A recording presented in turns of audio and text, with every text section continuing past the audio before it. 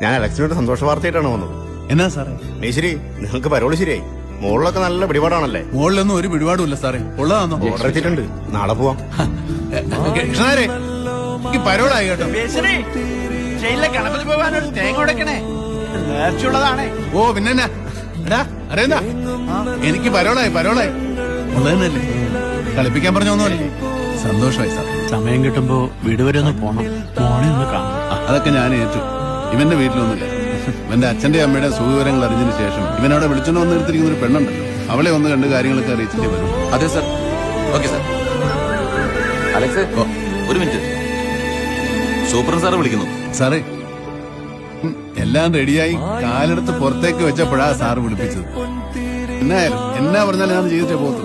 Shoe polish ചെയ്യാനോ shirt തേക്കാനോ file എന്നാങ്കിലും എടുത്ത് മാറ്റി വെക്കാനോ ഉണ്ടെങ്കിൽ പറ സാറേ, ഞാനത് ചെയ്തിട്ടേ പോകും. അലക്സിന്റെ പരോൾ റദ്ദാക്കിക്കൊണ്ടുള്ള ഫാക്സ് മെസ്സേജ് വന്നിട്ടുണ്ട്. അത് പറയാനാണ് ഞാൻ വിളിപ്പിച്ചത്. റദ്ദാക്കിയത് തന്റെ മോനാണ്.